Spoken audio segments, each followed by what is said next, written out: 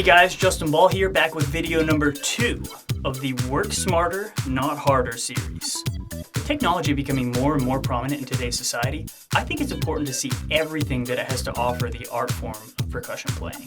Today we're going to dive deep into some really cool practice methods that I'm super excited to share with you, using easily accessible technologies such as a smartphone and a laptop. I actually like to use Adobe Audition. You can use whatever digital audio workstation you like. This is just what I like to use, because it's only $10 a year if you're a grad at FSU.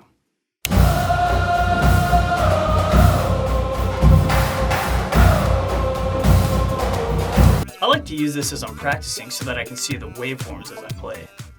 This is helpful for a variety of reasons. Let's take, for example, Peter's Intermediate Etude number 1.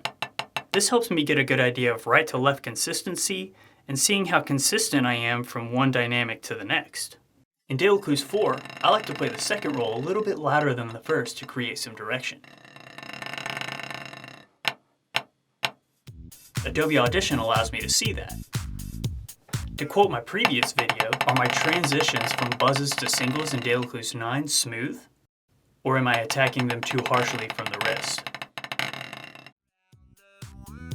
I'm sure most of you have practiced using full subdivisions such as sixteenths and slowly backed off to eighths, quarters, halves, wholes, etc. One question I always ask myself is, how do I really know if I'm retaining that perfect time I had when I was practicing with a smaller subdivision, like sixteenths, when I move to a larger subdivision, like quarters, halves, and wholes? The answer? You don't. While you should be able to trust a process like this, the reality is that you can't really know unless you're able to compare it back to something that's rhythmically perfect. This is where I like to utilize PolyNome. You can input virtually any rhythm or rhythmic sequence into it, and it'll play it back to you in perfect time. Let's say that I'm practicing De La Cruz 3. There are a few bars in here that are really tricky. So what I'll do is upload the rhythm from PolyNome into a multi-track in Audition, practice with full subs for a while, record, then compare the two.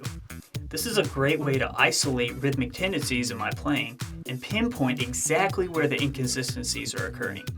For some of you, it might even be easier to use music notation software such as Finale or Sibelius, and maybe use a drier sound such as a woodblock to create a click track. If it's a longer click track, most DAWs give you the option to throw down markers so that you can find your spot more quickly. And again, you can throw this into Audition, Audacity, any DAW, and double check yourself using the exact same formula. Finally, if you've seen any of my COVID-19 series, you know that I love to throw down to all kinds of music. Simply find several tracks of your liking at the same or even faster or slower tempo and play along to it. In addition to having way more fun practicing, playing along to music is going to help you reduce your frustration and anxiety levels, which is ultimately going to help you extend your practice sessions as a result. That wraps up video number 2. Thanks for watching. I hope you enjoyed it, and I'll see you guys next week.